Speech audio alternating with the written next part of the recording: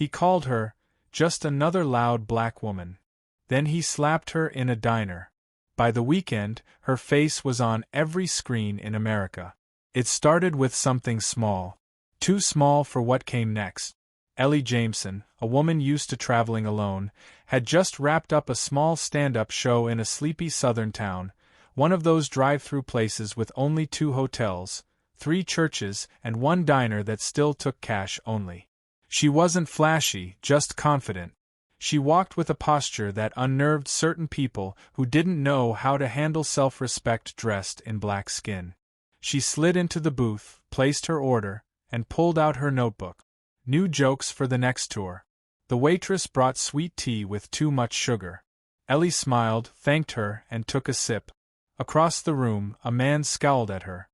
He'd already made it clear when she walked in that he didn't like her presence, eyes rolling, muttering under his breath, pretending not to be watching but watching every move.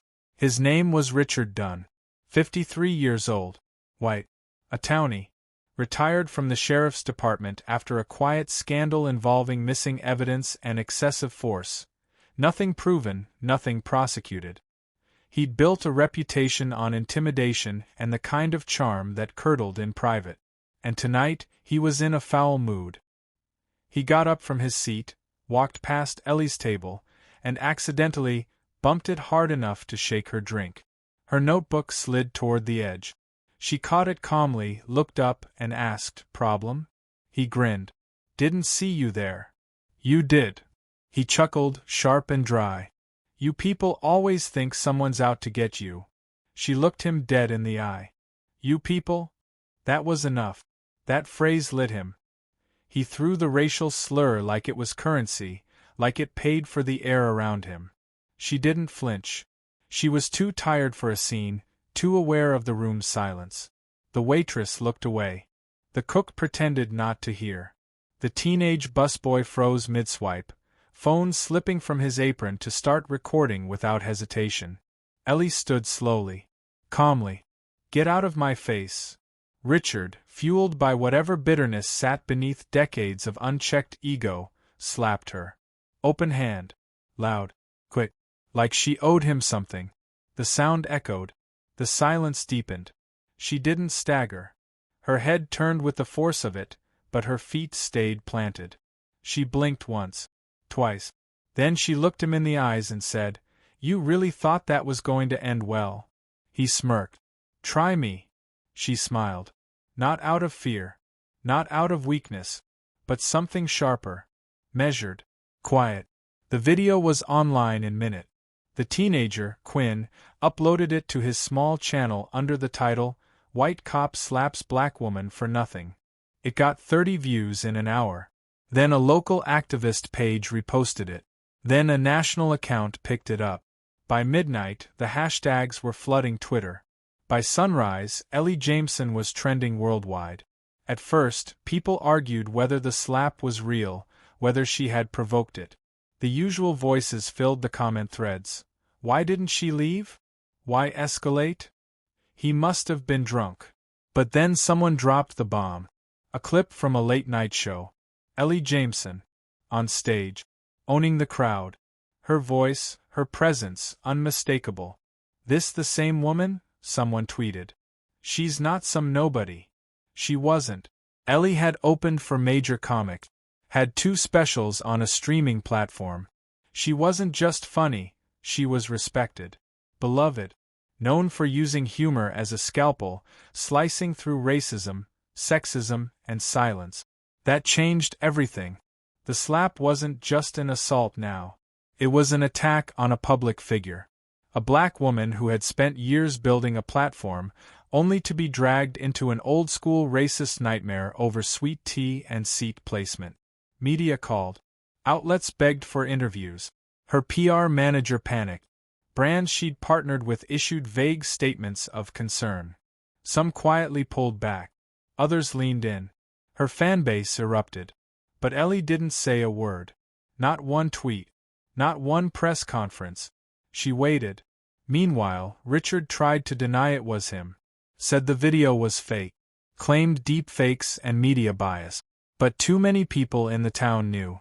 The sheriff's office issued a statement. His old employer released a line about values no longer aligned. He was fired from the private firm that handled mall security contracts. His face, once a symbol of small-town authority, became the meme of every racial justice campaign in the country. He went into hiding. His house was vandalized. His truck egged. Friends stopped answering. He told a local paper he feared for his life, that he was being cancelled. Ellie watched it all unfold. But she didn't post. Until Friday. 7 words. Let me speak my truth. Friday night. It was a bombshell. Tickets to her show sold out instantly. The live stream was announced on her Instagram with a simple caption, "Unfiltered." The comedy club was packed. Not with cameras. Not with media. Just people who'd followed her story, heard her voice, and wanted to witness what came next. Online, hundreds of thousands tuned in. And Richard? He watched too. Alone, in the dark, with the blinds shut, volume low. The stage lights came up. Ellie stood at the center. No makeup. No sparkle. Just a mic, a stool, and her presence. She looked into the crowd. Took a long breath. Then said, "So. A funny thing happened at a diner." The place exploded. Applause, laughter, all layered over the shared tension that never truly left the room. She held that pause. Let it breathe. Ellie wasn't there for jokes that night. She was there to make people listen. People ask me all the time, why didn't I hit him back? Ellie's voice cut clean through the room, soft but charged. Online, the stream held tens of thousands waiting for punchlines. What they got was precision. Truth as art. I didn't hit him back, she continued, because I've lived too long in a world where my reaction is judged harder than his action. Because I knew that if I threw a punch, I'd be the aggressor. I'd be the one escorted out. Maybe jailed. Maybe shot. She paused, let that sit. I didn't hit him back because I didn't need to. I had something better. I had a stage. That brought the first wave of cheers. Not loud. Respectful. Reverent.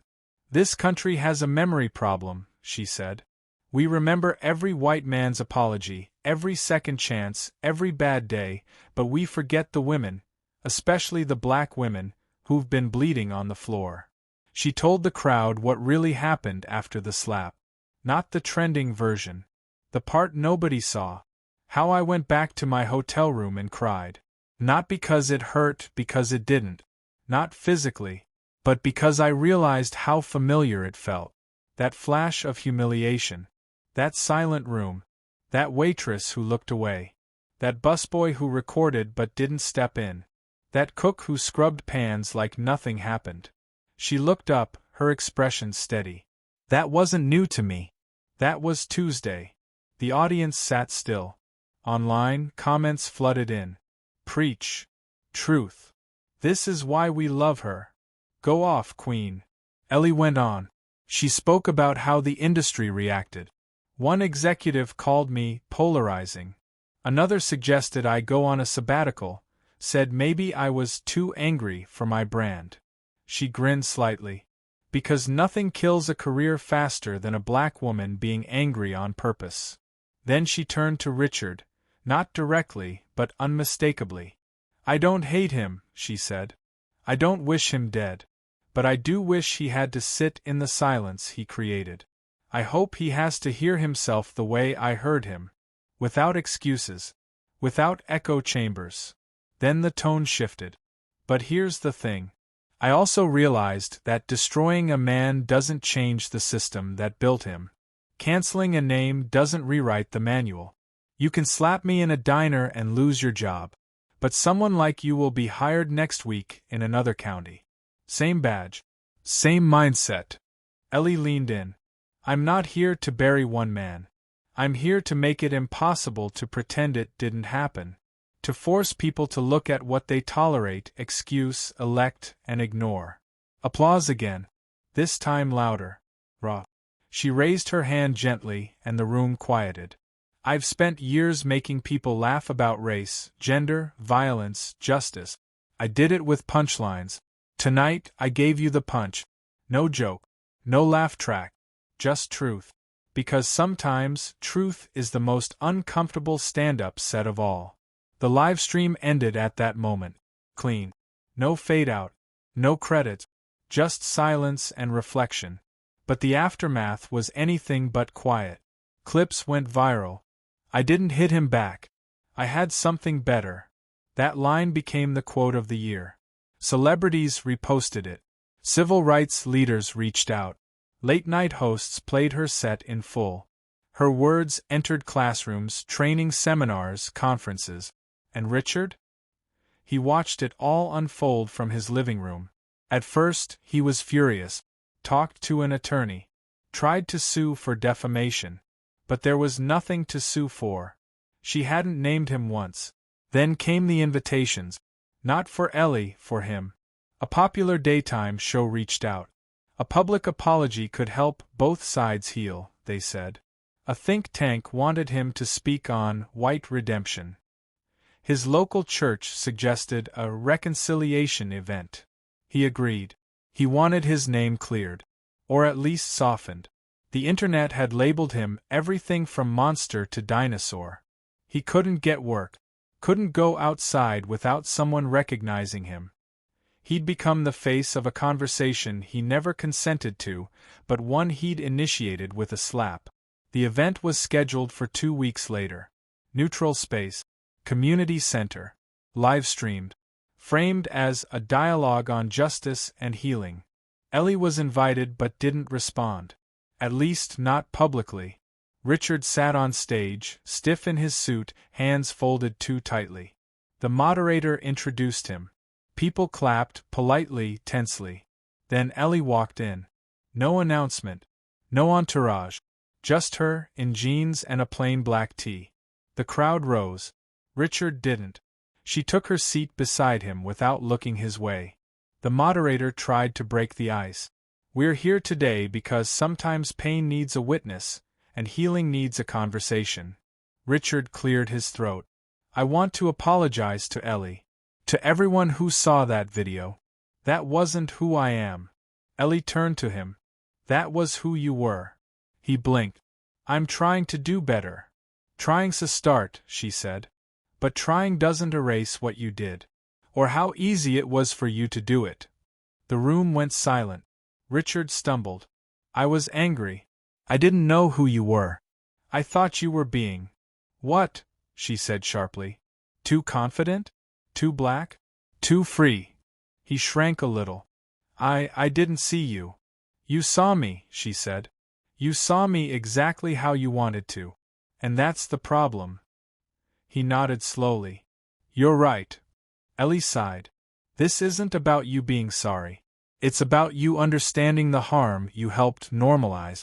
It's about every time you let your friends talk like that. Every time you laughed along. Every time you enforced a culture of fear in people like me. He didn't speak.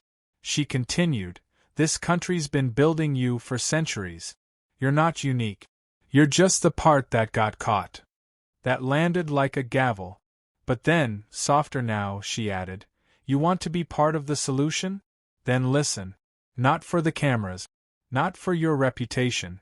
Just listen. Richard finally nodded. I'm listening. And in that moment, for the first time since the diner, Ellie believed he might be. Not fixed. Not forgiven. But facing it. And that was a start. The media turned the reconciliation event into a spectacle.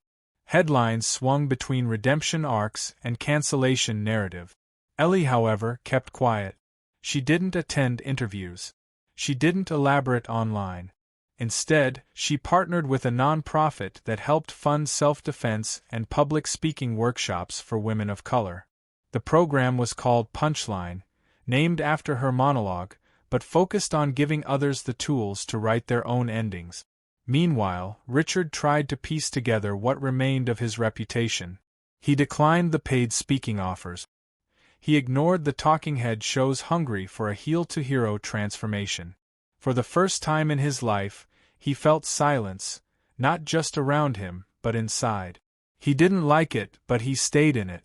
He started attending diversity training sessions anonymously. Not the kind where executives nod and check boxes. The real ones, where former inmates taught unconscious bias, where immigrant women shared stories of domestic labor abuse, where young activists spoke with fire and pain and truth. He didn't speak at these events. He took notes. He read books people recommended. He stopped defending himself in his own mind. He let it all wash over him. The shame, the discomfort, the revelations. And slowly, he began to change. Not because it benefited him, but because he realized how long he'd lived in a curated lie. Back at Punchline, Ellie stood before her first class, 15 women, all different shades and ages. "This isn't about comedy," she said. "It's about command. About reclaiming your voice and your space." She taught them how to tell their stories, not for applause, but for agency. They practiced punchlines, yes, but also power pauses, eye contact, the art of a stare that says "I will not shrink for you." One student, a trans teen named Alia, stayed after every session. "How did you learn to not be afraid?" she asked one day. Ellie smiled sadly. "I didn't. I just learned how to function through it, and how to make fear work for me." Alia nodded, scribbling every word. Richard heard about Punchline through a volunteer at the local food bank, where he'd begun working silently on weekends. Not for the optics. There were no cameras, but because he couldn't sit in his house anymore pretending transformation came from thoughts alone. When he asked to attend a Punchline session, the answer was a hard no. Ellie had no interest in offering him proximity to her work. But when Alia brought his name up one evening, said he had questions, not arguments, Ellie paused. She didn't say yes. But she didn't say no either. So the next week, Richard sat at the back of the room. Silent. Watching. Listening. Ellie ignored him. The class didn't. Several women refused to speak while he was there. One walked out. Another confronted him directly. "You think being here fixes what you did?" she snapped. "No," he said quietly. "But maybe staying here teaches me why it never should have happened." Ellie finally spoke up. "He's not here to speak," she said. "He's here to sit with it. Let him sit." The woman glared at him, but returned to her seat. Richard never spoke during class. But each week, he returned. Sometimes bringing coffee. Sometimes just sitting and taking note. He became part of the scenery. Not seeking absolution. Just showing up. That routine went on for months. Meanwhile, Ellie's profile shifted again. Not as a viral comedian, but as a movement leader. She spoke at universities, not clubs. She appeared at policy roundtables, not red carpets. The same sharp tongue that once delivered roast jokes now laid bare systemic failures, institutional silences, and generational trauma. And her legacy grew, not because she chased it, but because she outlived the moment. One day, Alia performed a monologue about her experience walking through the world as a trans black teen. It was raw, unflinching. She cried halfway through, but didn't stop. When she finished, the room exploded in applause. Ellie hugged her. "You didn't break," she whispered. "You shined." That night, Alia posted the clip. It went viral. Again, but this time, the conversation wasn't about a slap. It was about survival. About mentorship. About power passed down, not stolen. Reporters reached out, asking for Ellie's reaction. She declined. The story wasn't hers anymore. It was bigger. Months later, Ellie received an award for cultural impact. At the ceremony, she said little. Just one line. "I'm not a hero. I'm a mirror. If that scares you, don't blame the reflection." In the audience, Richard stood in the back. He clapped. He didn't approach her. He didn't need to. He knew the work wasn't done. Not for him. Not for the country. Not for the millions still living under the weight of assumptions, stereotypes, and systems older than memory. But in that moment, he felt something real. Not pride. Not relief. Responsibility. Not to be forgiven, but to be useful.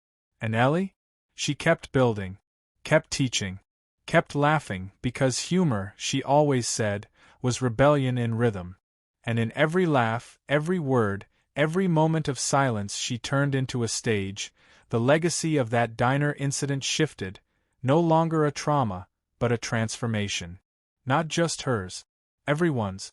The day the city announced a mandatory cultural unity forum, most people assumed it would be the usual symbolic affair. Panels, platitudes, diversity buzzwords served in polished soundbites. But this time, something different was planned. Community leaders nominated voices who had actually lived through the storm, not just scholars or politicians, but people whose names had once trended for the wrong reasons. Ellie received her invitation and considered declining. She didn't want another spotlight, especially not one controlled by bureaucrats hoping for a neat conclusion. But then she saw who else was speaking. Alia. Her other students, activists from underrepresented communities. And near the bottom of the list, she noticed Richard's name, slotted not as a headliner, but in a section marked Reflections from the Past. That made her pause. Not because she cared what he had to say, but because she realized the conversation was changing, and maybe it needed to be witnessed in full. She agreed to speak, but on one condition: no pre-written statements, no handlers, just raw, honest dialogue. If the city wanted to parade transformation, it had to show the mess too. When the day arrived, hundreds filled the auditorium. Cameras lined the walls. The air buzzed with expectation and skepticism. People weren't here to clap politely. They wanted proof that change wasn't just a word thrown at headlines. Alia opened the forum with her story. She talked about walking home past jeering stares, about teachers who mispronounced her name while calling her brave, as if bravery should be required just to exist. She didn't cry this time. She didn't flinch. She stood in truth, and the room fell silent. Then Ellie took the mic. Her voice didn't rise, but it resonated. "We talk about change like it's a checklist," she said. "As if accountability has a finish line. But what no one tells you is that healing is uncomfortable. It's not a TED Talk. It's not a trending clip. It's waking up with the weight of what you've endured, and still choosing to build something anyway." She didn't mention the slap.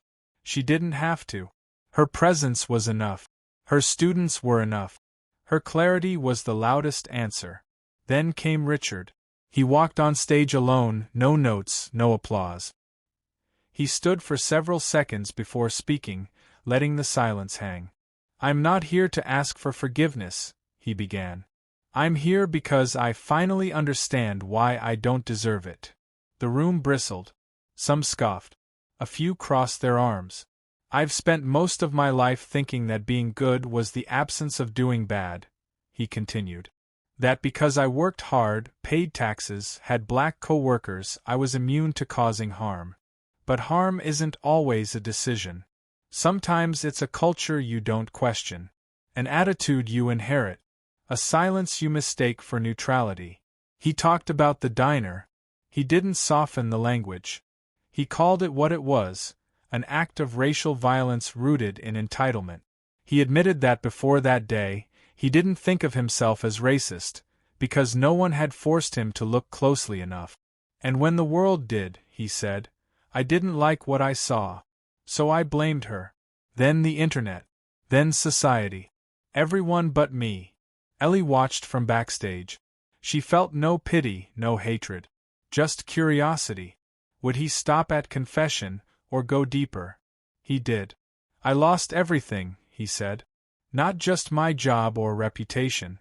I lost the lie I built my life around. That I was one of the good ones. That I didn't need to change." He spoke about the classes he attended, the people he listened to, the walls he ran into internally.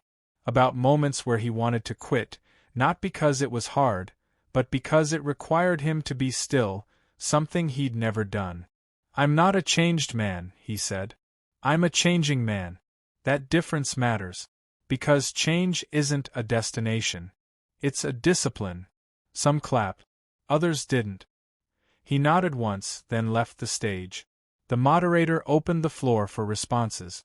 A woman in the third row stood up. "I don't care if he's sorry," she said. I want to know how many people like him are still walking around thinking like that without consequence. Another man added, "It's not about one incident. It's about the system that made him feel okay doing it in the first place."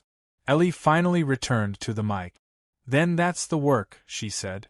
"Not just holding individuals accountable, but unlearning the systems that breed them. He's not exceptional. He's evidence." That line traveled fast. It trended within hours. He's not exceptional. He's evidence. A call, a challenge, a truth. After the forum, Ellie didn't speak to Richard. She didn't need to. But she saw him at the edge of the crowd, speaking quietly to a group of young people. He wasn't offering advice. He was asking questions. The kind of questions he should have asked a long time ago. Alia approached Ellie with a hesitant smile. "That was heavy," she said. "It needed to be," Ellie replied. "Growth hurts. But pretending nothing needs to change? That's worse." They walked out together, past reporters, past flashing lights, into a street that looked the same, but felt different. Not fixed, not healed, but honest. And honesty, Ellie thought, was the first real step toward legacy. Not the kind carved in marble, but the kind passed from hand to hand, voice to voice, even to those who once didn't deserve it. The public forum changed more than anyone expected. Not because it resolved everything, it didn't, but because it cracked something open. Conversations spilled beyond the auditorium into schools, homes, barbershops, social media threads, and boardrooms. The fallout wasn't clean or simple. Some praised it as a moment of reckoning. Others called it performative. But no one could deny it made people look closer at what they once dismissed as someone else's problem. Ellie received letters. Some were hateful, thinly veiled in, just playing devil's advocate language. But many were from people who had stayed silent for years and now felt compelled to speak up.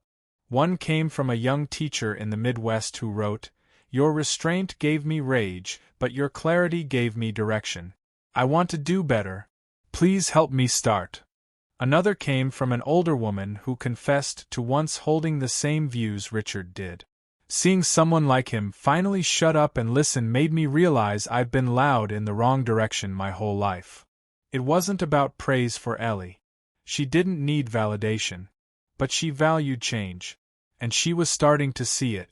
Slow, imperfect, fragile, but real. Richard, meanwhile, had disappeared from headlines. The media had moved on. But his work had just begun. He started volunteering at a local center that offered racial literacy programs. Not as a teacher, he wasn't qualified, but as a student, as a helper, as someone learning when to sit down and listen. He cleaned, handed out flyers, and when asked, shared his story not as a cautionary tale, but as a mirror. Sometimes people walked out during his talk. Sometimes they stayed and asked hard questions. Richard never flinched anymore. Discomfort had become his teacher. He reconnected with his sister, whom he had grown distant from after years of small, sharp political arguments. She told him she'd watched the video of the forum twice. "You sounded human," she said. "Not defensive. Not scared. Just honest. I didn't know you had that in you."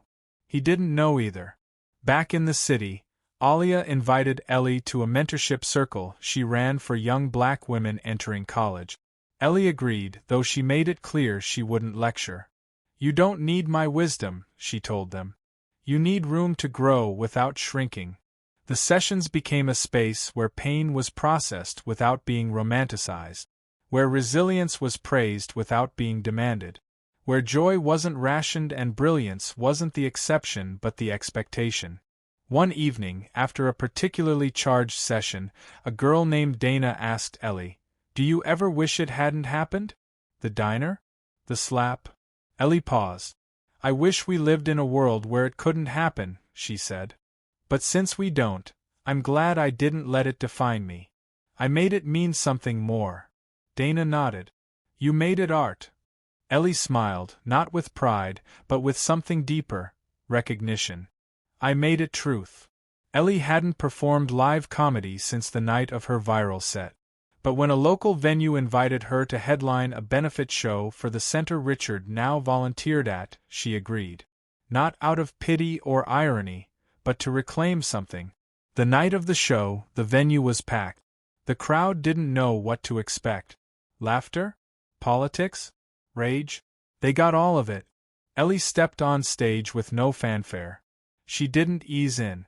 I was once hit by a man who thought my silence would protect his power. Instead, my voice broke his mirror. And guess what? I'm still funny. The crowd erupted. But it wasn't just the punchline.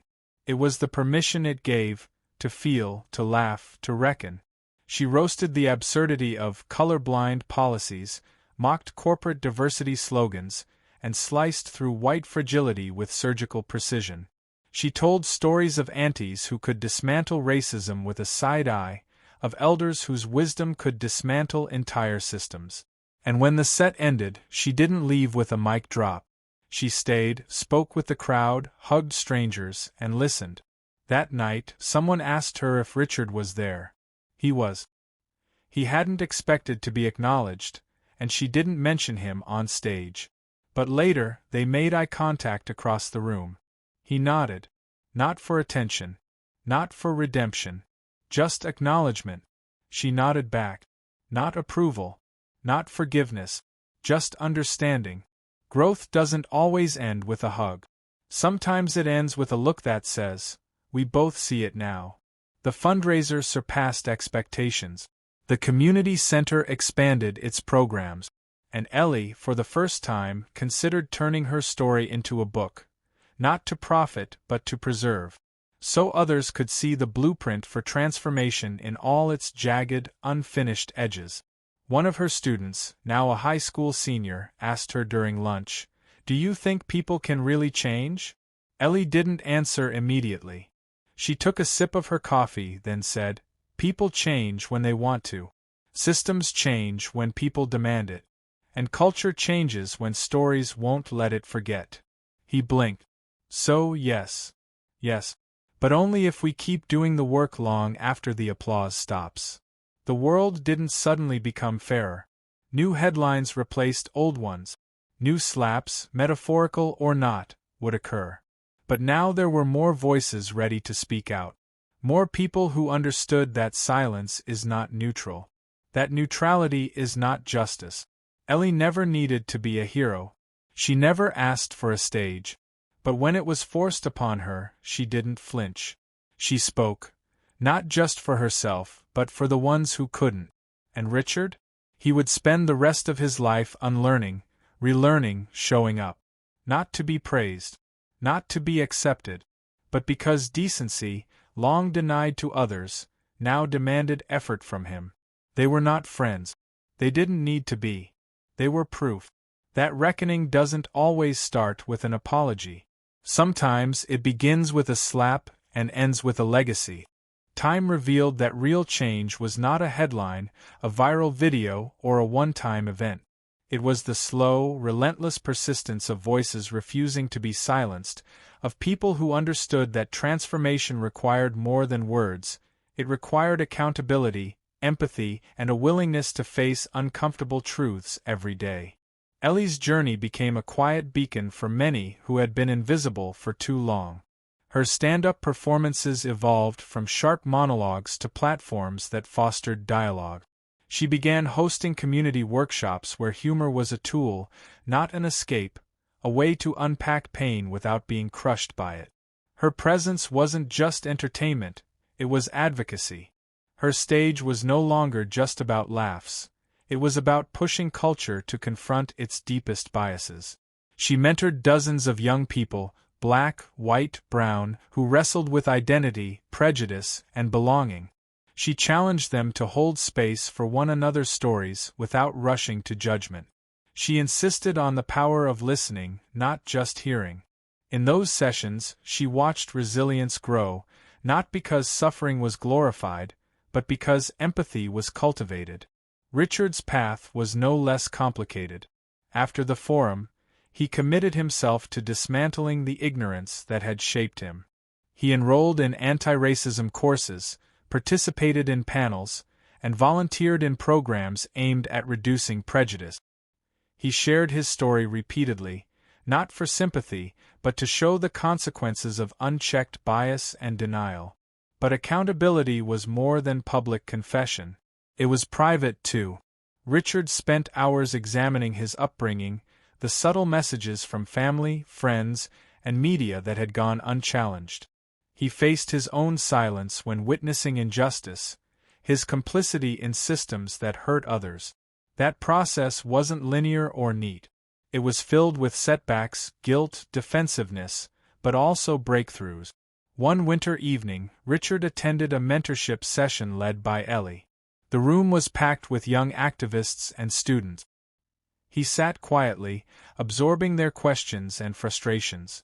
When given the chance to speak, he didn't offer excuses. Instead, he said, "I used to think change was about proving I was good enough.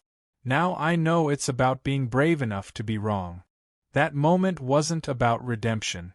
It was about vulnerability. And in that vulnerability, a new kind of leadership emerged, one that didn't seek to dominate but to serve. Their unlikely connection sparked a broader cultural shift. The diner where the original incident occurred became a hub for community meetings, diversity training, and open forums. The owner, inspired by the conversations, revamped hiring practices and launched inclusivity campaigns. The space that once hosted conflict was becoming a catalyst for healing. Media coverage shifted focus from scandal to solutions.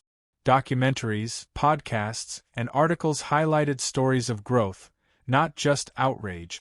Voices from marginalized communities were amplified, not tokenized. The narrative expanded beyond us versus them, to one that acknowledged the complexities of prejudice and the power of collective action. Ellie and Richard never sought the spotlight together again. Their reconciliation was private, tentative, and ongoing.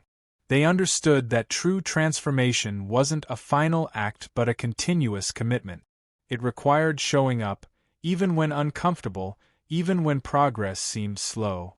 Their journeys inspired others to confront their own biases, to mentor, to listen, and to act. They proved that heroism doesn't always wear a cape. Sometimes it's simply the courage to admit fault, to change course, and to help others do the same. The community began to heal, not by erasing past pain but by integrating it into a new foundation. A foundation built on diversity, inclusion, and respect. On recognizing shared humanity rather than difference. Ellie's students flourished, becoming advocates and leaders in their own right. They carried forward lessons of resilience and empathy, challenging systems and opening doors for those who came after. They understood that legacy isn't what you inherit, but what you build. Richard found peace not in absolution but in responsibility. His life was no longer defined by a single moment of violence but by the countless actions taken to undo its damage. He learned that growth requires humility and that true accountability is lifelong. The city, once divided by prejudice and fear, began to weave a new narrative, one where justice was active, not passive, where equality was pursued relentlessly, not reluctantly. It was imperfect and ongoing, but it was real. Ellie often reflected on the irony. The slap that once threatened to silence her became the catalyst for a movement. The punchline that turned pain into power was not just a joke, it was a call to arms. A reminder that resilience and leadership often emerge from the most unexpected confrontations. Their story reminded everyone that cultural shifts don't happen overnight. They require courage, discomfort, and the willingness to face what is ugly to uncover what is possible. And in that ongoing journey there is hope. Hope that each generation will carry the torch further. That the legacy of hate can be dismantled by the legacy of love, understanding, and growth. Because in the end, transformation isn't a destination, it's a lifelong act of justice. Change is never neat or immediate. It often creeps in, unnoticed at first, through small acts of courage and repeated efforts. Ellie and Richard's story did not end with the forum or the viral video. It evolved, layered with complexity, discomfort, and, ultimately, growth that stretched beyond their individual lives into the wider community. Ellie continued to use her platform to challenge assumptions and break down walls. She embraced her role not only as a comedian but as an advocate for equality and inclusion. Her humor became sharper yet more inclusive, aimed at disarming prejudice and inviting reflection rather than just condemnation. She refused to let her story become a one-time headline. Instead, she transformed it into a lasting message about resilience, empowerment, and the power of voice. She helped establish a foundation dedicated to mentorship and support for marginalized youth. The foundation emphasized leadership development, cultural awareness, and community activism. Ellie knew firsthand how vital guidance was in navigating a world that often underestimated or dismissed young Black voices. Through this work, she fostered a new generation of leaders equipped to confront discrimination and advocate for systemic change. Richard's journey toward redemption was neither linear nor simple. He faced skepticism, anger, and doubt, both from others and within himself.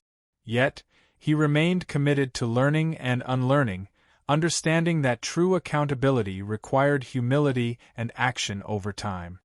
He participated in workshops, facilitated difficult conversations about race and privilege, and advocated for policy changes in his workplace and community. He also became a mentor to men wrestling with similar struggles around identity and prejudice. Richard spoke openly about the dangers of silent complicity and the importance of challenging toxic narrative. He emphasized that leadership means more than commanding authority. It means fostering empathy, listening actively, and being willing to evolve. Their unlikely connection illustrated that transformation is possible even amidst profound conflict. It showed that confronting prejudice head-on, with honesty and courage, can crack open spaces for healing and growth. Yet, it also underscored that reconciliation is ongoing work, not a single event or moment of closure. The cultural shift sparked by their story reverberated widely. Businesses, schools, and community groups initiated conversations about implicit bias and systemic racism. Policies were reviewed, diversity initiatives strengthened, and more voices were included in decision-making. While resistance remained, the movement toward inclusion gained momentum, driven by the insistence that silence and denial are no longer acceptable. Ellie and Richard's experiences became case studies in leadership seminars and social justice workshops. Their story taught that advocacy is multifaceted. It requires both public courage and private reflection, humor and humility, confrontation and compassion. It reminded audiences that everyone has a role in dismantling prejudice and building equity. Ellie often reflected on the meaning of legacy. To her, it wasn't about fame or accolades but about impact, how many lives were touched, how many minds were opened, and how many hearts were changed. She believed that lasting change comes from sustained effort and shared responsibility, not from isolated acts of heroism. Richard, too, came to understand that his past did not define him, but his actions going forward did. He learned to accept discomfort as a necessary part of growth and to embrace vulnerability as a strength. His leadership was rooted in the conviction that transformation requires accountability and a commitment to justice beyond oneself. Their story remains a testament to the power of resilience and the possibility of redemption. It challenges the narrative that people are fixed in their ways and highlights the capacity for growth even in unlikely places. More importantly, it calls on everyone to take part in the ongoing struggle for equality and dignity. In the years that followed, the city changed in subtle but meaningful ways. Public spaces became more welcoming, dialogues more inclusive, and opportunities more equitable. The diner where the incident occurred became a symbol not of division, but of hope, a reminder that reckoning and reconciliation can coexist. Ellie and Richard never sought to erase the past or pretend the journey was easy. Instead, they acknowledged pain and prejudice as realities that must be confronted, and they modeled how to do so with courage and grace. Their legacy is not perfect, but it is honest, a blueprint for those willing to face hard truths and work toward a fairer future. This story is not an endpoint, but an invitation. An invitation to speak up when injustice occurs, to listen when others share their pain, and to act with empathy and integrity.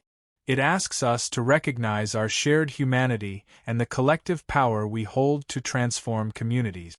Because real equality requires more than intention, it demands persistent, courageous action. It requires us to confront our own biases and to stand with those who have been marginalized.